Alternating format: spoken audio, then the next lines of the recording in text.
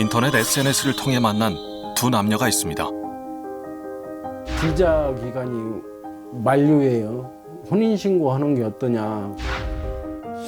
2016년 혼인신고를 하고 두 사람은 부부의 연을 맺었다는데요. 그런데 ATM기에서 잔액조회를 했어요. 4천만 원이 딱 빠진 거예요, 이게. 그래갖고 아차 싶더라고. 결혼 3년 만에 남편의 전 재산과 함께 사라져버린 베트남 아내. 어느 남자하고 그렇게 통화를 계속 해요. 베트남 남자니까. 사라진 아내를 찾아 무작정 베트남으로 떠난 남편. 그러나 말도 통하지 않는 이국 땅에서 자취를 감춘 아내를 찾는 여정은 녹록지가 않습니다. 어느 날 갑자기 전 재산과 함께 사라졌다는 베트남 아내. 이들에게 도대체 어떤 사연이 있는 걸까요?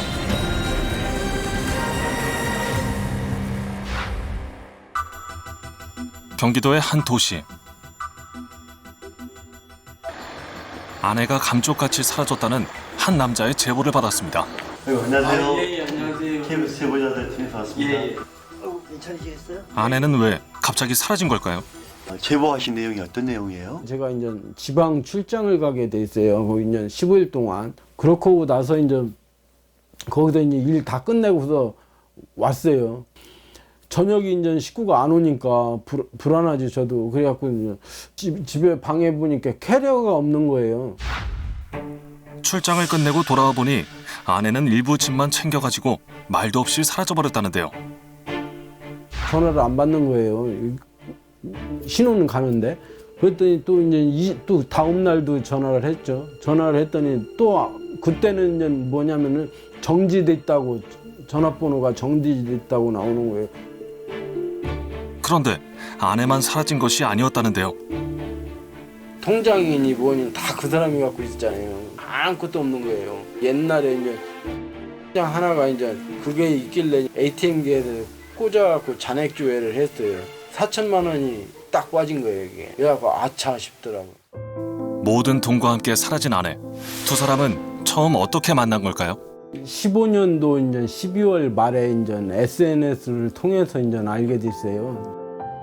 5년 전 인터넷 SNS를 통해 알게 된 두 사람. 호감을 갖고 만남을 이어가던 중 두 사람은 연인이 되었다고 합니다. 16년도 9월 달이 저기 비자 기간이 만료예요. 나한테 이제 얘기를 하는 거예요. 어차피 우리 같이 살고 하니까 혼인신고 하는 게 어떠냐. 그래갖고 그냥 같이 이제 혼인신고를 베트남하고 한국하고 이제 혼인신고를 했어요. 2016년 6월 한국과 베트남에 각각 혼인신고를 하고 정식 부부가 된 두 사람. 그리고 아내가 사라지기 직전까지 3년 동안 결혼 생활을 이어왔습니다. 통근버스 타기 싫으니까 차를 끌고 다니고 싶다. 차 하나 사달라. 할부로 해갖고 이제 샀어요. 5년 할부로 해갖고 한 달에 40만 원씩 들어가는데 할부가 남았어요. 5년짜리 할부인데 그걸 또 팔아갖고 이제 그것도 간 거예요. 아내는 남편이 사준 차량까지도 팔고 사라졌답니다. 얼마씩 벌었어요? 한 달에 이제 300에서 400까지 이렇게. 그거 아내가 다 관리했네요. 네, 그렇죠. 아내를 믿고 전 재산을 맡겼던 남편. 남은 것은 지금 아무것도 없습니다. 남편이 집을 비운 사이에 아내가 갑자기 사라졌습니다. 행복한 미래를 꿈꿨던 남편은 아내를 믿고 모든 걸 맡긴 상태였고 하루아침에 모든 재산을 잃을 위기에 처했습니다.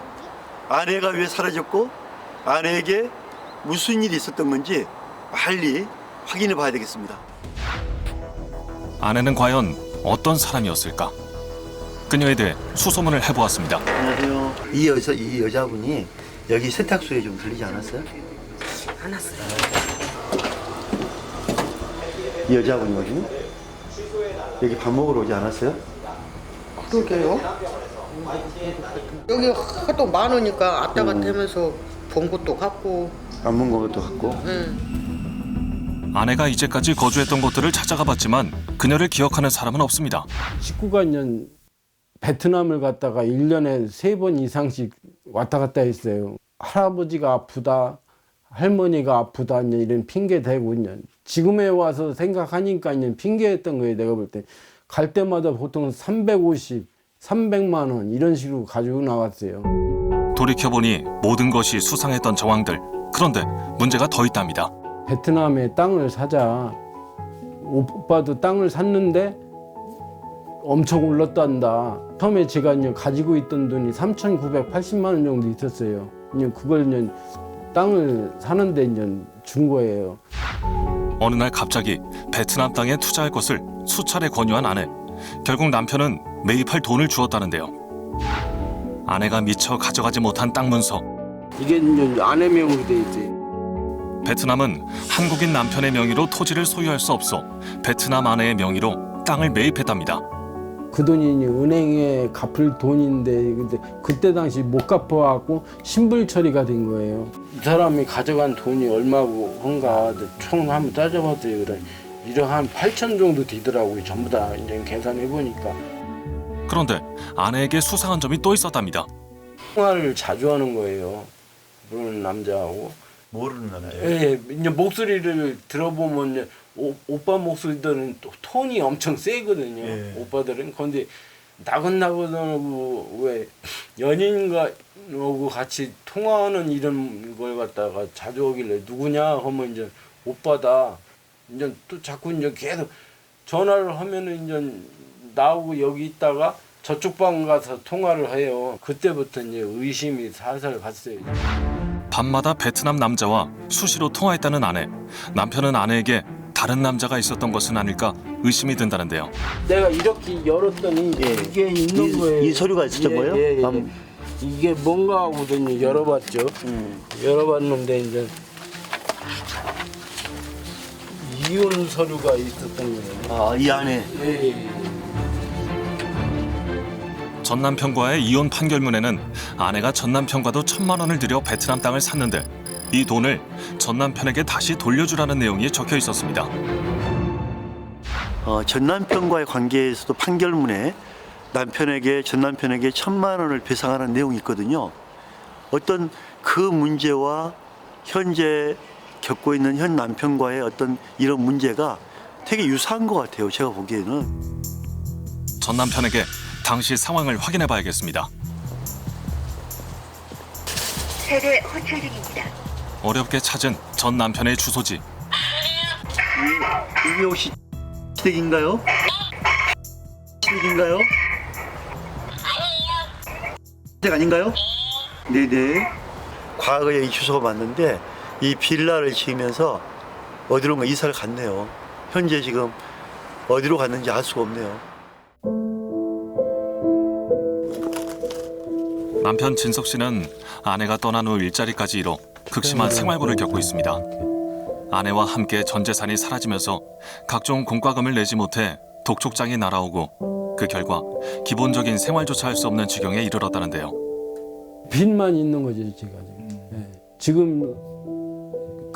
가스니 뭐 다 끊겨갖고 지금 알다시피 냉방으로 이렇게 그래갖고 여기도 이제 500에 이제 40인데 이제 월세도 이제 보증금에서 지금 깎고 있는 상황이 지금 3개월째. 아내의 큰언니가 한국에 거주한다는 소식을 들었습니다. 그녀는 아내의 행방을 알고 있지 않을까요? 안녕하세요. 현재 큰언니는 한국 남자와 결혼해 지방의 한 도시에서 예쁜 아이도 낳고 행복한 가정을 꾸리고 있었는데요.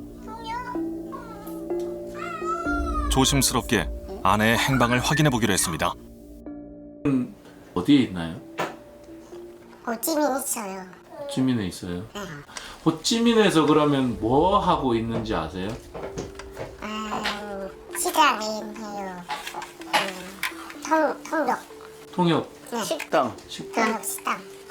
한국 안 와요. 여권이 없어요. 한국 안 온다고요? 이제 여권이 없어요. 형부가 알고 있는 아내는 대체 어떤 사람일까요? 처제는 어떤 사람입니까? 뵈면?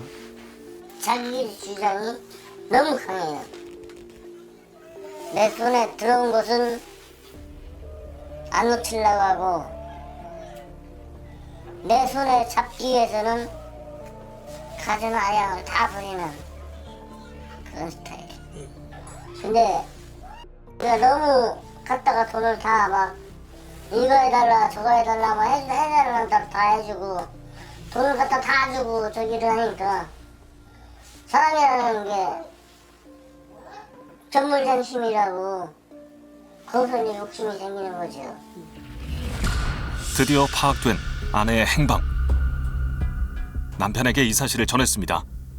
아내 만나면 왜 이랬냐 이제 좀 원인이 뭔가를 진짜 알고 싶어요. 나는 베트남 그 부인한테 진짜 잘해줬거든요. 결혼하시고 나서 그럼 처갓집이나 이런 데 방문을 하셨어요? 베트남 처갓집이나? 저는 못했어요. 나도 가고 싶다 해도 아유 뭐 가냐 좀 더 있다 가자 이렇게만 얘기하고 또 이제 식구가 다음에 가자 그런 식으로 이제 밀어갖고 저는 항상 못 갔어요 베트남에. 그러면은 처갓집 식구들 만난 적이 한 번도 없으시죠? 예. 영상 통화로만 했고 직접적인 만남은 없었죠. 아내에게 떠난 이유를 직접 듣기 위해 남편은 베트남으로 향했습니다. 아내의 친정집은 베트남 호치민에서 약 5시간 떨어져 있는데요. 내비 안 나와요. 완전 서울라서요. là ở đâu vậy chú? 찾아가는 길이 그리 녹록지는 않습니다. thẳng đây thẳng ngoài không có bao nhiêu xa chứ. 아내의 친정집을 찾을 수 있을까요? 몇 시간을 헤맨 끝에 아내의 친정집에 도착했습니다. 그런데 집 앞에서 오토바이를 타고 가려는 한 중년 여성을 발견하고 남편이 급하게 뛰기 시작합니다.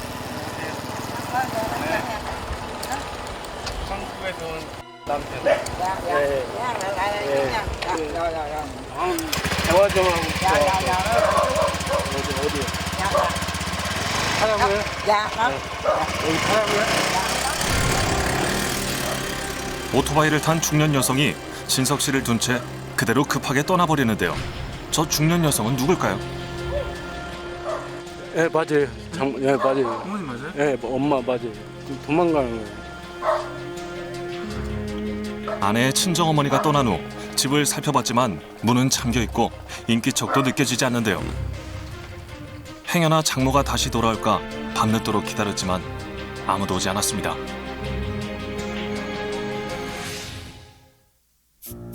다음 날 다시 찾은 아내의 친정집. 여전히 비어있는 듯 인기척이 전혀 없는데요. 이대로 돌아설 순 없습니다.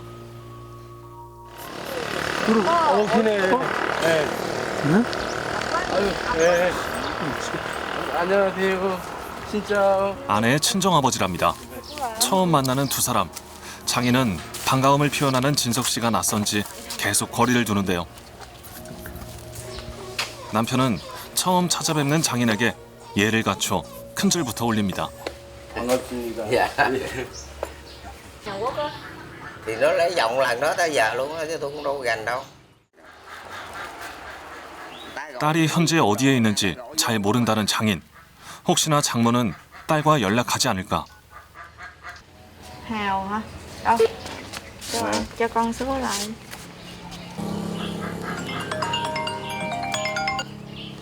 Alo? Ừ. Phải cô. Số máy của ai nó không biết nữa. Alo? Cô Tư hả cô?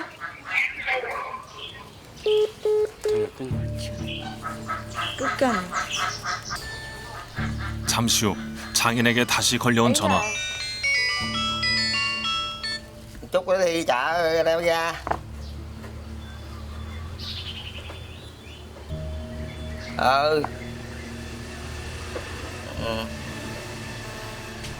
아내가 뭐라고 하십니까? Cô nó gọi nó biểu đem rau ra cho ngoài ra cho nó nè. 그 얘기 거짓말하네.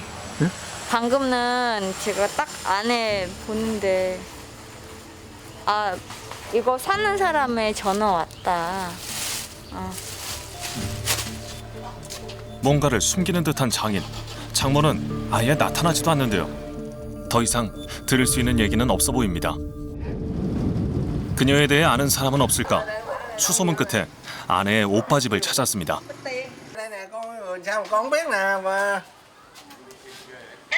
Chồng tiền đâu về đây con biết nè. Hai ba người Hàn Quốc hả? Hàn Quốc á, 2-3 người Hàn Quốc con đâu biết có chồng tiền á. Không, còn với Lộ, còn ngồi với con Ái thì hay nè. Cái này sao biết?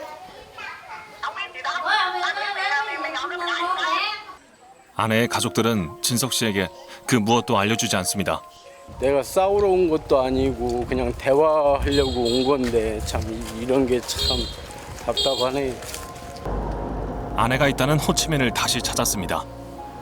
답답한 마음에 남편 진석 씨가 아내의 행방을 직접 찾아 나섰는데요.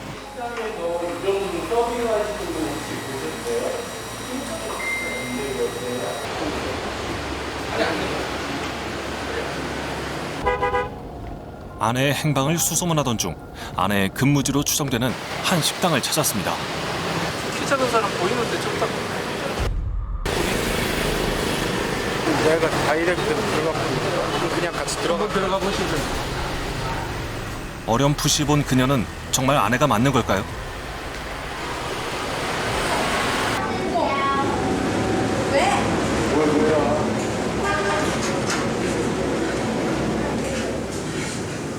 얘기 좀 할것 같아. 무슨 얘기? 나 지금 얘기하는 거야. 밖에 나가. 밖에서 기다려도 나오지 않는 아내. 제작진이 대신 아내를 설득해 보기로 했습니다. 남편분이 어렵게 저희가 와서 해결을 싫어요. 나는 만날 수 없어요. 그러면 내일 정자 가서 얘기할게요. 아내는 남편과의 만남을 완강히 거부하는데요. 나 싫어서 베트남으로 갔으니까 해결할 건 해결하고 그래도 그냥 같이 사는 정이 있기 때문에 아까 얼굴 보자마자 울컥했는데 지금은 화가 많이 납니다. 계속되는 설득 끝에 아내의 입장을 잠시 들을 수 있었습니다. 신용불량자여서 남편의 월급을 아내 명의로 된 통장으로 받았다. 절대로 남편 월급은 내 통장에서 안 그거는 하나도 없어요. 오케이, 그거는 차량 6, 네. 그 월부를 해서 그거를 팔아서 월급 다 나눠하고 이제 그건 정리가 되었다. 그 할부금을 낸 거에 대한 부분을 저분이 어느 정도 많이 냈지 않았냐라는 거죠. 아니요. 내가 차 샀다고 네. 먼저 사는데 그 내가 할부 돈 내고 혼인 신고만 했어요. 땅 문서. 지금 땅 문서를 가지고 오셨거든요. 그러니까 그때 나는 딱 한 번에 내가 베트남 갈 때 1,000만 원 줬어. 그 다음에 한국 와서 2,500만 원 더 줬어요. 그러면 합계 땅 주는 거는 남편 나한테 주는 거는 그거는 증거 없는데 근데 내가 솔직히 얘기했는 거야. 그러니까 다 합계는 3,500만 원. 근데 저희 궁금한 거는 지금 땅 문서가 한국에 있잖아요. 남편한테 있잖아요. 그 땅에 대한 부분을 권리가 지금 명의는 또 돼 있잖아요. 그러면 그 땅은 어떻게 되는 겁니까? 누구 땅입니까? 내일 되는 게 내일 땅이지. 본인 땅이라고 생각하시는 거죠. 그럼 남편은 전혀 그 땅에 대한 권리가 1도 10원도 없으신 건가요? 없다고 생각하시는 거예요? 네. 그렇다면 아내가 남편에게 말 한마디 없이 사라진 이유는 무엇일까요? 저분이 그냥 좋아서 그런 건지 아니면 그냥 혼인신고 자체가 좀 필요해서 그런 건지. 그냥 같이 살면서 혼인 신고 이런다고 그러죠. 혼인신고. 네, 그러니까 근데 살다가 안 됐어. 그러니까 뭐지 그 남편은 내 목에서 잡고 주려고 했는데 그러니까 내가 놀랬어. 폭행을 했다는 건가요? 폭행 네 있어요. 때렸다. 한 번 때렸어요. 풀었어요. 혹시 죄송한데 그때 왜 폭행이 일어났는지를 얘기하실 수 있으실까요? 의심 내가 베트남에 남자 있다고 의심한다고 그랬어요. 그 얘기 하셨습니다. 네. 베트남에 다른 남자가 그 사이에 남편과 있을 때 다른 남자가 생겼다. 그런 거 없으시고. 의심스러웠어. 마지막으로 만약에 이제 남편분이 앞에 있다 치고 하고 싶은 말이 있다면 없어요. 만나기도 싫어. 결혼 생활 중 폭행이 있었다는 아내의 주장은 사실일까요? 없었어요. 그런 거는. 폭력, 절대 없었어요. 이게 맹세하죠 제가 그런 거는. 근데 왜 폭력을 했다고 할까요? 그러니까 제가 말씀드렸지만 소설 쓰지 않더냐 다른 사람 그렇잖아요. 도망갔다고 당신 남편 버리고 도망가는데 왜 도망가냐 뭐 별명할 게 없잖아요. 그럼 남편이 때려서 나 도망왔다 이런 식으로밖에 얘기 못 하니까 이제 그렇지 않았을까 난 그렇게 지금. 남편은 답답한 마음에 베트남 현지 변호사를 만나 상담을 받아보기로 했습니다. 현재 상황에 대한 이야기를 듣고 각종 서류를 살피는데요. Dạ. Dạ, Thế nên là là cô Huyền vợ đưa cho ông Tầm đúng không? Dạ. Còn đây là giấy trích lục về vấn đề kết hôn. Dạ. 베트남 법에서 아내 명의로 된 베트남 땅은 어떻게 처분이 되는 걸까요? Tất nhiên là chị này muốn bán của chị này, Dạ. đúng không? Dạ. Bởi vì là mang tên của chị này. Dạ. Thế nhưng mà khi chị này có cái quan hệ hôn nhân gia đình đấy, đã hiểu cái này không? Thì trước khi bán thì phải có ý kiến chồng. Kiểu gì cũng phải có ý kiến chồng. Thế nhưng mà cái tài sản này là ở trong thời kỳ hôn nhân. Dạ. Nên đâm ra là cái tài sản này theo pháp luật Việt Nam Dạ. là chia đôi. Dạ. Có tính đến công lao đóng góp của từng người. Dạ. 아내와 제대로 대화도 못한 채 결국 한국으로 돌아온 남편. 매일 밤 제대로 잠을 이루지 못하고 있습니다. 불면증이 심해갖고 잠이 너무 안 오니까 그냥 그게 제일 문제예요. 받아들이기 힘든 현실에 극단적인 생각까지 했었다고 하는데요. 이렇게 살 바에 자살하자 그런 생각을 했고 해갖고 이제 진짜 뒷산까지 나갔다 올라갔다가 진짜 거기서 아내가 떠난 후 파괴된 일상, 그리고 홀로 남아 견뎌야 하는 현실이 고통스럽기만 합니다. 남편의 심리 상태는 어떤지 전문가를 찾아 각종 검사를 진행했습니다. 남편은 지금 어떤 상태일까요? 무기력감과 무망감이에요. 어떤 의욕이 지금 현재 없고 미래에 대한 기대, 희망 이게 좀 달라질 것 같다 이렇게 기대하지 않습니다. 그러니까 이분의 우울증이 지금 지속되는 이유의 어떤 촉발 요인은 이분의 말대로 아내의 가출이었겠지만 아내와의 헤어짐이었겠지만 거기다가 이런 신체적 질병 상태와 또 환경적인 그런 어떤 경제적 어려움이 더 이분의 우울증을 발병시키는데 하나의 요인이 되지 않았을까. 남편이 처한 현재 상황에 대해서 법적으로 어떻게 대처해야 하는지 그 방법도 알아보았습니다.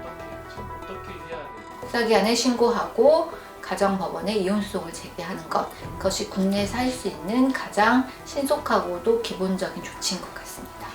그 손해본 재산을 어떻게 회복해야 되느냐의 문제가 남았는데 그 베트남의 부동산을 산 부분에 대해서는 사실상 국내에서는 해결하기가 좀 어려울 것으로 보입니다. 부인이 한국에 들어오지 않는다거나 그리고 부동산이 베트남에 있기 때문에 이것을 처분해서 환가하는데 그리고 환가했을 경우 남편이 그걸 찾아오는데 사실상 좀 어려움이 있겠죠. 국제결혼에서 행여 발생할 수 있는 이런 문제를 막기 위해서는 어떤 노력이 필요할까요? 이게 점점점 다문화 그 결혼이 늘어나면서 이 피해가 여러 가지로 나타나고 있습니다.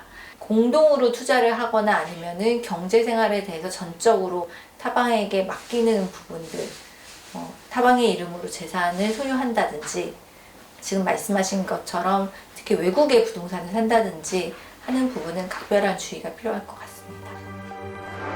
아내가 떠난 후 이어진 두 사람의 진실 공방. 진실은 알 수 없지만 남편에게 닥친 대가는 가혹하기만 합니다. 그는 이 시간을 어떻게 보상받아야 할까요? 아내가 돈 때문에 접근한 것인지 아니면 비자를 받기 위해서 이용한 것인지 살다가 변심한 것인지는 명확하지 않아서 베트남 가서 아내를 만났는데요.